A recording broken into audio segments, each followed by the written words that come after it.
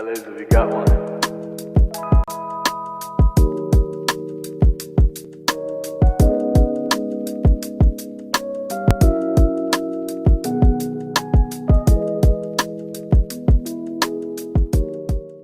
Welcome to my channel, guys. I'm back, and for my first video back, I just wanted to do a quick how to go natural and things that they don't tell you when you go natural for the first time. I feel like everybody, now that we're like in quarantine and there's like not really anything to do, y'all trying to get this haircut together, so I got some tips for you. I'm gonna make this quick and easy. I have 8 quick tips for you guys, and I'm just gonna get right into it. So the first thing is you need to know your hair types. I'm not gonna go too much into hair types because that's not what this video is about, and I feel like that's just like the basic step. Like that's just something easy that we can go with. So I have the picture up and you can just look at that chart. So for African American hair types, we usually range from type 3 A, B, and C to 4 A, B, and C. So with type 3 hair, it's usually a looser curl pattern, and the hair texture is a lot more smoother and a lot finer.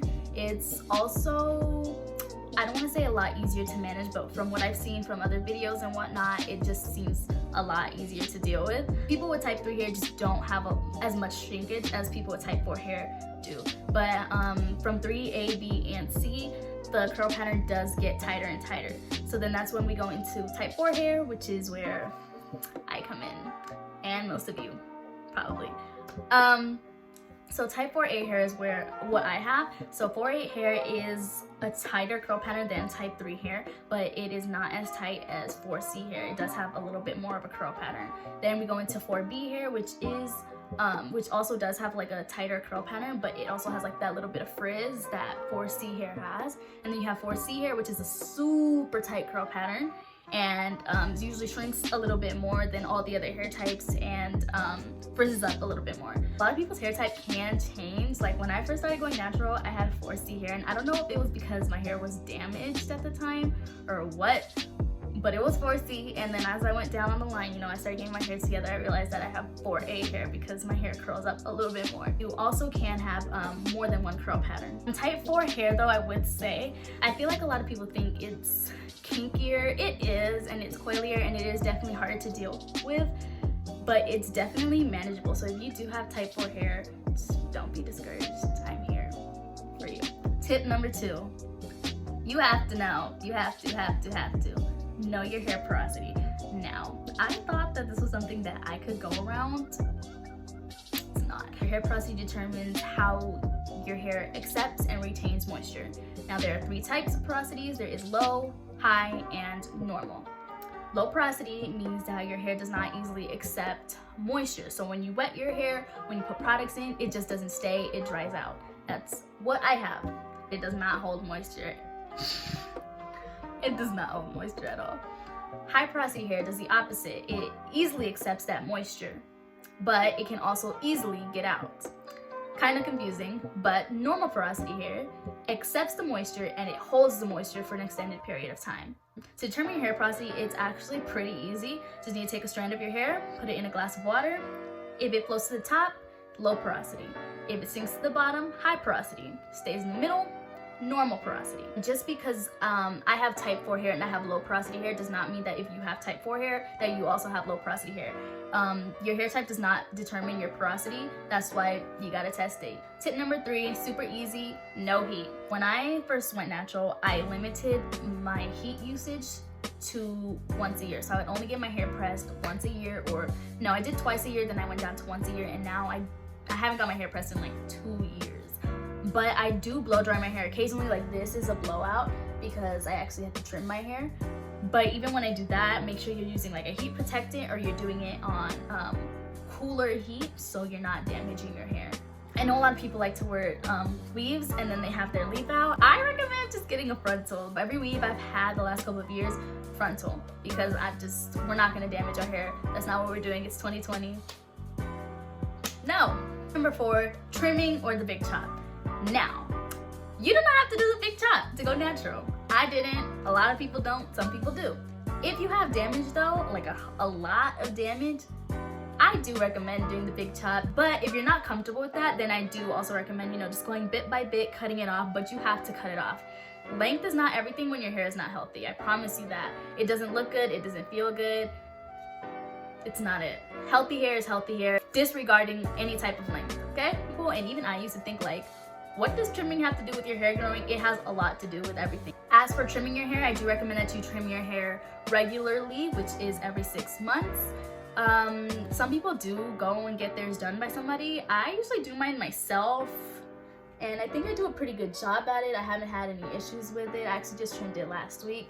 But I'm telling you guys, one thing that you can't do is shortcut your trims. Even when the length is there, like my hair is like down my back now, and I looked at it last week and was like, do I really want to cut it? You need to cut it. Tip number 5 is you need to have the right tools and the right products. What I mean by this is you need to have the right combs, brushes, toothbrushes, shampoos, conditioners, and whatnot. So now the main things that you do need to have for wash day are a shampoo, a conditioner, a deep conditioner, and a leave-in conditioner. And then after, I like to do this method every time I do my wash days, whether I'm doing a wash and go, whether I'm doing a twist out, whatever it is, it's the LCO method. So it's leave-in, cream, and oil. So I get, when I'm in the shower, I put in my leave-in conditioner. After I get out the shower, I add my cream or gel, depending on whether I'm doing a wash and go, twist out, braid out, and then the oil goes last as a sealant. Now, as for tools, some things I do recommend are a wide tooth comb and a detangling brush. For detangling brushes, a lot of people do use Denman brushes. As a type 4 hair woman, I don't like them. Now, that's not the case for every person with type 4 hair. It just doesn't work for me. I use a Tangle Teezer, which you can find anywhere. I got mine at Walgreens. You can literally find it anywhere.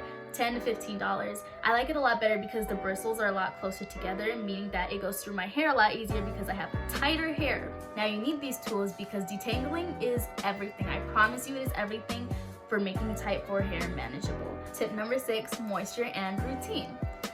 You have to find a hair routine and a hair regimen that works for you. Now, one thing that I have to say is just because it worked for somebody else does not mean it's gonna work for you. And I know that sounds crazy because it's like, then what are you watching the video for? It's to get like, you know, little tips here and there. And you can try that person's exact routine, but do not get your hopes up. Don't think that just because they have the same hair type as you, the same exact curl pattern as you, that it worked for them, it's going to work for you. Sometimes it's not. Sometimes you just have to stick with it and see if it works. I always say stick with something for 4 weeks and then see if you like it. Like a lot of people buy products and after 1 use or 2 uses, they're like, no, I don't like it. I always use products until I finish them to determine whether I like it or not, unless it's doing something to my hair that I absolutely don't like it's flaking or it's drying out. So this is my full routine. I shampoo once a month. That is because with our hair type, you do not need to shampoo all the time because that strips out all the oils and products and moisture. I do a protein treatment also once a month because your hair does need protein. People recommend doing it every 4 to 6 weeks. I just do mine once a month because that's around the 4 to 6 week range, or around the time when you feel your hair is getting more dried out. I also clarify my hair once every couple of months. Now, when I first went natural, this is something that I did very often because I found that this brought out my curls a lot more and it made my hair a lot more easier to deal with. And I did that with the Aztec Healing Clay, bentonite clay, and mixed it with apple cider vinegar, and I just left that on my hair and it kind of like brings out your curl pattern. Now, my every week routine, I wash my hair once a week. So during that once a week, I co-wash, meaning I wash with a conditioner only. I deep condition for 30 minutes every week, and I do the LCO method as I mentioned before, which is leave-in, cream, and oil. Along with my every week routine, I do moisturize my hair every single day. Yes, every single day, because I do have low porosity hair and my hair does need to be moisturized every single day. It doesn't mean you do your hair every day, it just means you're adding something back into your hair every single day. Tip number 7, go-to hairstyles and protective styles. So you do need a go-to hairstyle. I do recommend one because sometimes your hair will not always turn out the way you want it, and you just need that style that's like, you know what, okay, this isn't working today, I'm just gonna put it up. That's what I used to do. I used to do a high puff. That was always my go-to style. When my twist out didn't work, when my braid out didn't work, my wash and go wasn't looking good, put it up in a puff. Simple and easy. Now for your go-to styles and for your protective styles, you have to make sure that nothing is too tight and that it is low manipulation. Styles like the puff and with braids and with weaves, people do tend to do it a little bit too tight, which pulls back on the edges, and you need your edges. You need those edges, sis, okay? just make sure you're not pulling too tight or tying it too tight or braiding it too tight, because it just causes too much tension and it hurts. Like, have you ever had a high puff and your head just hurt, like it's screaming in pain? You look good, but it's screaming. Don't do that, it's not worth it. So some protective and go-to styles I do recommend is, like I said, the high puff, sleek bun. You can do a little braid back like I did here, braid back into a ponytail, or braid back into little, I don't know what to call this, braid out. You can do braids, twists, cornrows, weaves. Those are all protective styles, but you have to make sure with all of those that you are still moisturizing your hair. You have to oil your hair when you have those braids, when you have those weaves, when you have those cornrows, whatever you have in your hair, you have to make sure you're still taking care of it. Just because it is a protective style does not mean that you neglect your hair. It just means that you don't have to do it as much, but you still have to take care of it. Tip number 8, the last one, and the one that you probably hear a lot and that you're tired of hearing. You have to have patience and persistence.